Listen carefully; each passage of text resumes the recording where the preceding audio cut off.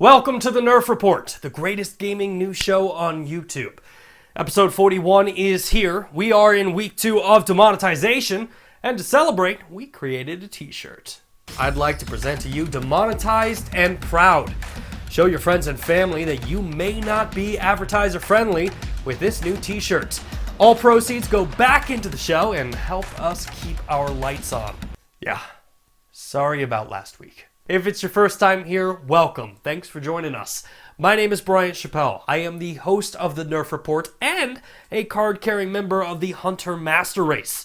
But that doesn't matter, unless you want to play Destiny with me, because nobody wants to play Destiny with me anymore. All around me are familiar faces. I know I say this every single week, and at this point, it's probably becoming a meme, but this week, we've got a jam-packed episode of gaming, geek, and nerd news coming right at you. Microsoft gave us a glimpse at the future of Xbox. Detroit Become Human is becoming a reality. I'm so glad I get to say those words. Like, we're getting the game. I can't wait. We got our first look at Battlefield 2, and the Blackout Club is everything that I've ever wanted in a video game. For the week of February 26th, hi, can I help you? Hi, are you Bryant? Yeah, that's me. I have this here for you. Okay. What is it? You've been served. Are you listening? Damn.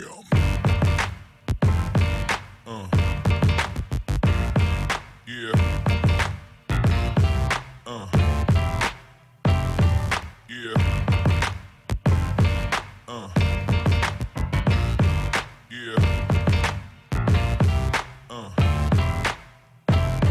I, for one, never thought this moment would come, but this week, we received a release date for Quantic Dream's Detroit Become Human. Originally announced in 2015 during Sony's Paris Games Week press conference, Detroit Become Human is a third-person action-adventure game that follows up on the company's success with Heavy Rain and Beyond Two Souls.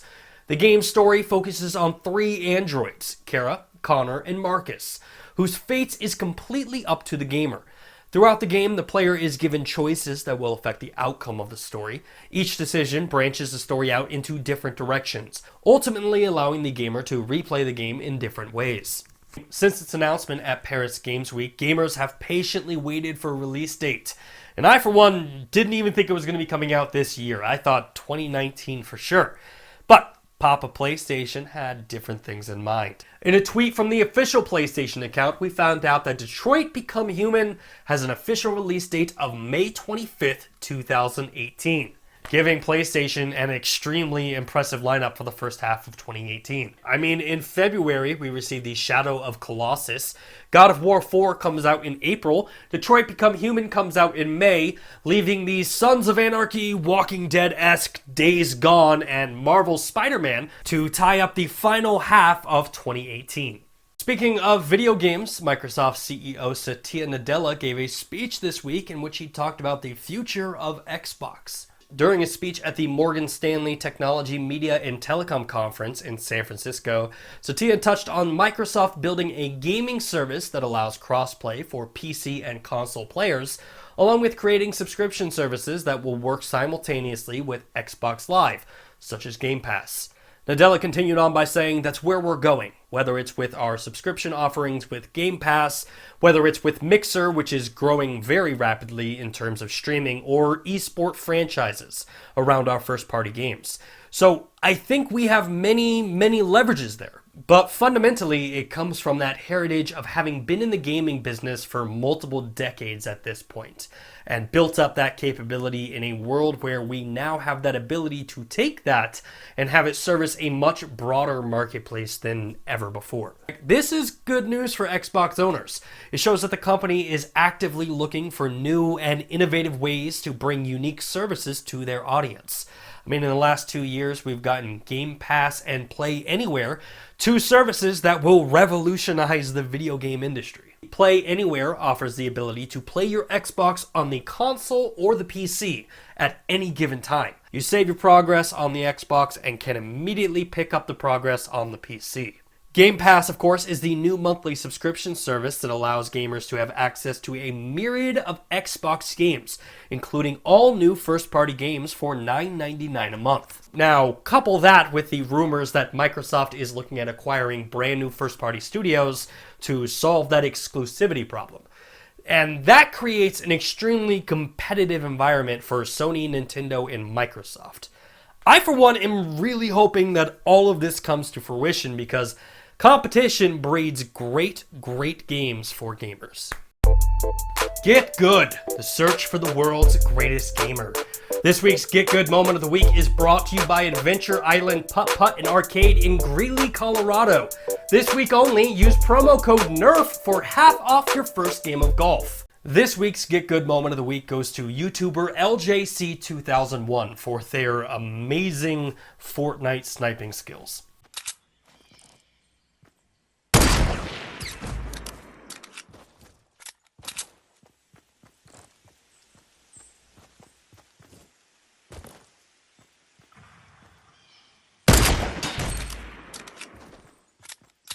Not just one snipe, but two back-to-back snipe at distances that I can't even achieve. But if I had to critique this video, there's just one thing that it's missing.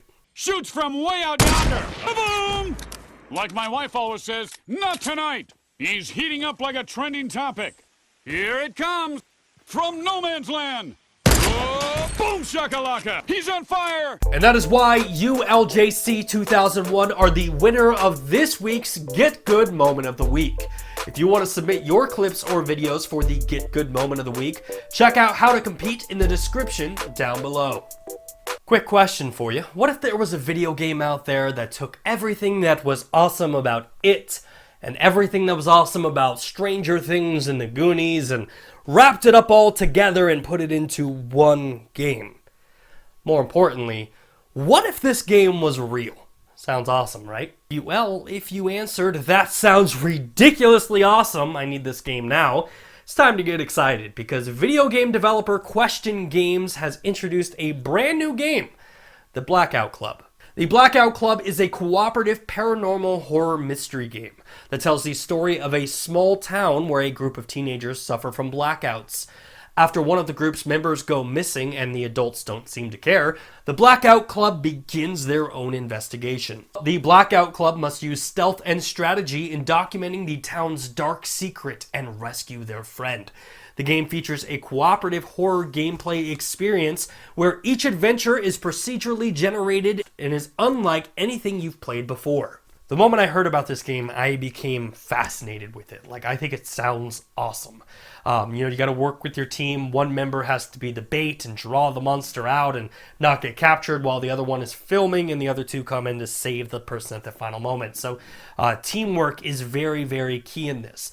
But just the visuals of this game and the strategy and the fact that it's a horror game get me extremely excited. I cannot wait for this game. And if you want more information on the Blackout Club, head over to blackoutclub.com and be like me, earnestly waiting for 2019. EA was in the news this week. Hey. Don't close the video just because I say EA, okay?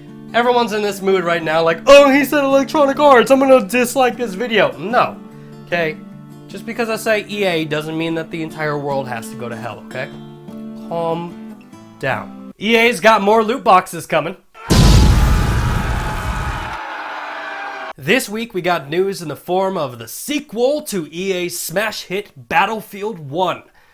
Bet you don't know what it's going to be called. Just like World War I got a sequel, Battlefield 1 is getting a follow-up later this year. The game is Battlefield 5. It was previously known as Battlefield 2 internally at EA. Battlefield 5 will return the series to World War II in a main entry for the first time since 2009's Battlefield 1943. Personally, I was hoping that the game would take place in Korea or Vietnam, but I guess World War II is okay. It's a good war. Gaming news site US Gamer confirmed the news and added by saying, the title will have loot boxes. However, they will reportedly only contain cosmetic items. Battlefield 1 also has loot boxes with cosmetic items. EA Sports loot boxes. That's a damn good commercial. EA's Battlefield 5 will be the company's first major launch since the flawless launch of Star Wars Battlefront 2. And its predecessor, Battlefield 1, has done insanely well. It's got 26 million players. That's a huge achievement. So it completely makes sense. I mean, EA is playing this one very close to the chest. They need this to succeed, which is why you see EA repeating last year's 3-day EA Play event this year, days before E3. They need to control the narrative of their games. And with such major titles like Anthem and Battlefield 5 coming out within the next 12 months, EA's probably going to need some really surprising things to redeem themselves from the Star Wars debacle. But this is where I want to gauge how you feel on this issue. I mean, is EA capable of redeeming themselves from Star Wars? Are they too big to fail? Are you excited for Battlefield 5? Do you think that that's a good title, or do you think they should have just done Battlefield 2 and gone with it?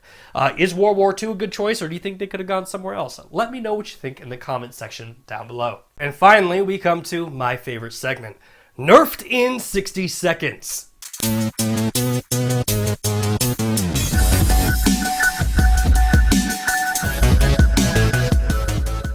The rules of the game are simple. Every single week we have so much news to talk about and so little time to do it. So we take all the week's remaining news, put 60 seconds on the clock, and try to cover it as fast as humanly possible without running out of breath, passing out, or dying. It's essentially like I do the entire show and then I get that star from Mario Kart and it's like in 60 seconds. You'll catch on quick. So with that in mind, let's put 60 seconds on the clock. Nice job. And go. The ESRB announced plans to introduce a brand new label for any game featuring loot boxes or in-game purchases, which isn't gonna solve anything. People love loot boxes. Final Fantasy 15 announced 4 new episodes of brand new content, and that game will never die. Marvel announced 7 unnamed movies that'll be coming out in the next couple years, and I think it should be Squirrel Girl, Squirrel Girl, Squirrel Girl, Squirrel Girl, Squirrel Girl, and Squirrel Girl. Did I mention Squirrel Girl? Mixer has a brand new feature that allows the streamer to share the actual controller with an audience member, which is kind of cool. Pokemon turned 22 years old this week, and I already know how many gray hairs I have. I don't need this to remind me how old I am. Xbox is remastering Turok 1 and 2. A Way Out has officially gone gold. Ubisoft acquired gaming studio Blue Mammoth, and if you don't know who that is, they made Brawlhalla. Overwatch introduced a brand new hero in the form of Regita, and Xbox and PlayStation introduced the free games for March. So if you don't know what those are, check out our backlog. I think I made it under the buzzer. That is it for this week's episode of the Nerf Report. If you like what you saw, make sure to hit that like button. If you're new here and haven't done so, please subscribe to the channel. And more importantly, please share it with your friends. As always, my name is Bryant Chappel. You are you, and this has been the Nerf Report. Thanks for watching.